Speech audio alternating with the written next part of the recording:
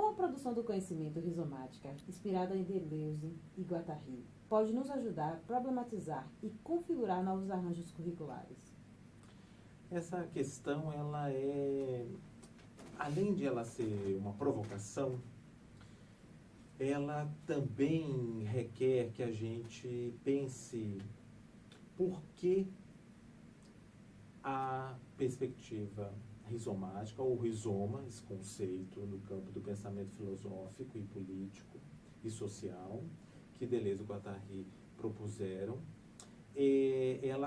esta figura, esta imagem, né, do rizoma, ela tem interessado tanto o campo da educação e do currículo. Então, ao mesmo tempo que ela é uma provocação, porque ela é uma provocação para a gente buscar um deslocamento, ela também permitiria que a gente pensasse por que há este interesse. Porque antes, digamos, há uns 15 anos atrás, não havia um rechaço, né? Havia uma negação de que esta possibilidade de construir uma organização da educação e do currículo pelo rizoma, pelo conceito do rizoma, que, assim, em linhas gerais, o conceito do rizoma, embora tenha uma filiação à biologia, como dentro das classificações que a biologia faz, um tipo de caule é chamado de caule rizomático, Deleuze e Guattari vão pegar com esta palavra rizoma um conjunto de desdobramentos que a gente poderia pensar a respeito de como é que os conhecimentos, as práticas, as subjetividades e o mundo, ele se constituiria, por exemplo, com algumas características, né, como a conexão, a heterogeneidade, a cartografia, as rupturas assignificantes.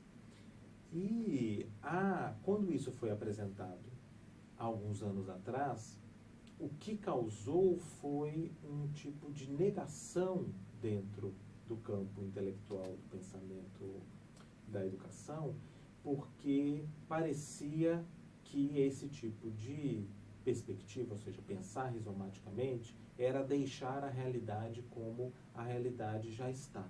Afinal de contas, se tudo pode ser multiplicidade, se a heterogeneidade é melhor para ser focada do que a unidade, se não há essências, se todo momento há brotos de pensamento que vão se conectando aleatoriamente a outros, o que fazer? Nós poderíamos deixar que isso acontecesse livremente, sem nenhum tipo de mediação, que é um papel político importante de formação educacional e pedagógica, né? Então, respondendo como eu indiquei, as duas dimensões, né, é interessante como em um tempo de menos do que 20 anos, ainda não se concretiza o que seria essa organização rizomática, mas se aceita que ali há algumas pistas que podem fazer uma diferenciação com relação à organização curricular e educacional. Então, nós vivemos um outro tempo, que é um outro tempo que ainda paira uma dúvida: será? Que é mais interessante do que dizer não. Será? Será que isso tem algum desdobramento? Será que isso gera algum tipo de diferença, como é o enunciado? E a outra é a provocação da pergunta, porque a pergunta, ela provoca para que a gente pense numa disjunção. O que seria isso? Numa forma de não acoplamento entre o conceito rizoma e a organização. A pergunta vem: como o rizoma pode estimular, fazer pensar as organizações curriculares, a organização? Então, são um plano de organização e um rizoma, eles não combinam.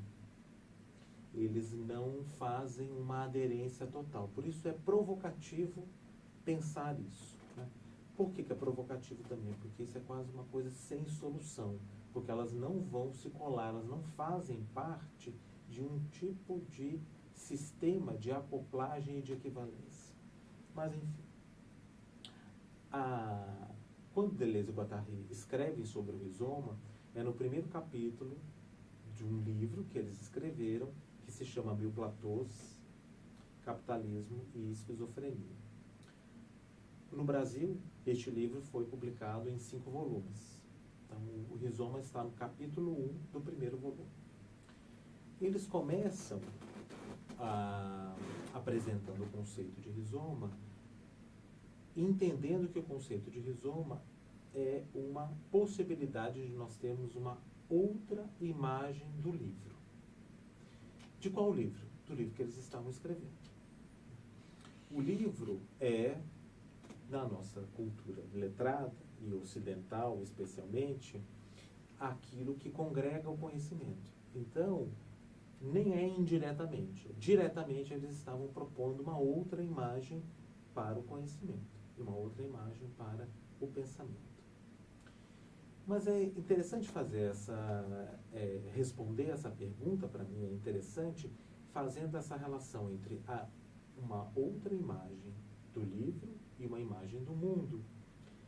E o rizoma, sendo isso, para a gente pensar que um plano de organização, que pode ser um plano de organização da educação e do currículo, necessitariam de uma outra imagem do livro e do conhecimento. Então, essa para mim isso é uma coisa para a gente perguntar. Porque não é uma aplicação dos princípios do rizoma a um currículo. Se nós considerarmos que sim, que um plano de organização, por que eu estou dizendo um plano de organização? Um plano de organização é um plano que vai consolidar e criar alguns territórios muito bem delimitados. Deleuze e Guattari fazem algumas alternativas ao plano de organização, que é o plano de composição, como se fosse o plano de composição musical, o plano de composição artística da pintura, e também o plano de imanência, que é um plano em que há junções heterogêneas as mais variadas. O plano de organização, ele tende a uma unidade. Bom, então, pegando, né, o rizoma interessaria ao plano de organização, eu responderia em 5 pequenos extramos. Né? O primeiro é sim, para desorganizá-lo e para fazer com que o plano de organização do currículo se aproxime do caos, tome do caos algumas vibrações. Sim, interessaria nós pensarmos as contribuições do rizoma para um plano de organização, menos para lidar com a organização e mais para fazer com que o currículo seja um plano, que ele se planifique, que ele ganhe intensidade de uma superfície, que ele possa ter a velocidade, mesmo que seja uma velocidade de corrida e de encontro entre os sujeitos e o conhecimento, mas que se deslize em uma superfície que é uma superfície que a gente não sabe o que é, aonde é que ela vai nos levar, que é uma superfície a ser cartografada, uma superfície a ser construída, uma superfície a ser organizada. Não. A gente poderia responder, não há possibilidade de o rizoma contribuir para o plano de organização do currículo, porque é da natureza do rizoma a multiplicidade. E um plano de organização não sobrevive à multiplicidade, porque o plano de organização necessitará da unidade para poder emergir, para poder se estabilizar. E uma multiplicidade não suporta a unidade. Uma multiplicidade não é um conjunto de unidades. Então não tem plano de organização do currículo e da educação com o qual o rizoma faça algum tipo de articulação. Né? E também a gente poderia fazer uma outra negativa. Não. Um plano de organização é a negação do rizoma. E aí é interessante a gente pensar que toda negação é a produção da diferença. Eu nego alguma coisa que possa ser a minha semelhança. Não a minha, mas a semelhança do objeto, ou a semelhança entre dois objetos, a semelhança entre dois sujeitos. Então, é uma negação, um não positivo. É um não que vai dizer para o currículo que a sua impossibilidade de ser rizoma é a sua produção de diferença. E, enfim, um talvez. Né? Que talvez fosse essa a posição, não sei se teoricamente mais acertada com relação a esses autores, mas esse talvez que é um talvez de sair da ideia de que é possível fazer isso e trazer nessa disjunção entre o plano de organização do currículo da educação e o rizoma um tipo de intensidade a ser construída. É sempre você pensar que pode ser. Né? É como se fosse uma situação que é uma situação assim, do se. Né? A gente instalar esse se neste plano. Eu me lembro, por exemplo, de uma exposição que foi muito famosa, que era uma exposição em uma sala, uma exposição de arte, em que havia numa sala grande, uma sala pintada de branco, uma sala praticamente vazia, e no centro dessa sala havia um aparelho telefônico. E tinha um recado, que é se o artista, se o nome do artista, então, se o artista que fez aquela obra telefonar, atenda. O que as pessoas que frequentavam, né? As pessoas que foram visitar a exposição, elas se deparavam com aquilo, o que causava nelas? Esta dúvida. Como é que o se gerava ali uma expectativa do que poderia acontecer? Porque nós não sabíamos se ele ia telefonar ou não, ou se aquilo era só um se, né? Um se que instalava, portanto, um tipo de temporalidade, que era essa temporalidade do talvez. Tá? E aí as pessoas podiam passar por lá, ficar esperando, aquele telefone nunca toca, aquilo não vai acontecer, mas se tocar. Tá? Então essa instalação, talvez, do se seja a resposta quinta, que eu estou chamando de talvez. Qual a relação entre o saber científico e o currículo nas escolas contemporâneas? Eu sou professora. Olha, a relação que eu penso é uma relação que continua sendo a mesma relação desde a escola moderna, né? A instalação da escola como uma instituição moderna. Isso não quer dizer que seja a mesma igual, mas é uma relação de centralidade, de seleção privilegiada, de papel importante na formação de uma educação para todos e de sujeitos com características universais. Os saberes científicos, eles são saberes preferidos a outros saberes de natureza não científica. Eles têm uma composição com outros saberes, experiências e moralidades que regulam a formação e a constituição das identidades dos aprendizes, dos professores.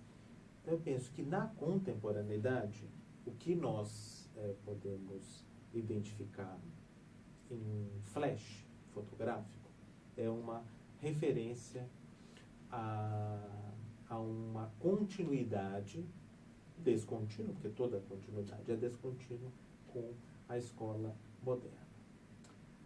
Porém, me parece que eles são muito mais questionados hoje, os saberes científicos, quanto à sua legitimidade nesta condição de formação dos estudantes, especialmente, dos professores menos, mas dos estudantes, do que quando com o advento da escola moderna. Porque há uma expectativa frustrada com relação aos saberes científicos, ligada a essa frustração aos efeitos de emancipação, de crítica, de tomada de consciência e de transformação social que os conhecimentos científicos criariam como um certo empoderamento dos sujeitos escolarizados. Portanto, não é uma dialética, nem é uma oposição entre o moderno e a contemporaneidade, mas é como se a gente pegasse um fio descontínuo dos saberes científicos e colocássemos esse fio em um tipo de suspensão contemporânea, que é não só para duvidar deles, mas de lidar com eles em um tipo de condição que é uma condição de muito mais embate, de muito mais suspensão, de muito mais dúvida com relação aos seus efeitos. Então, na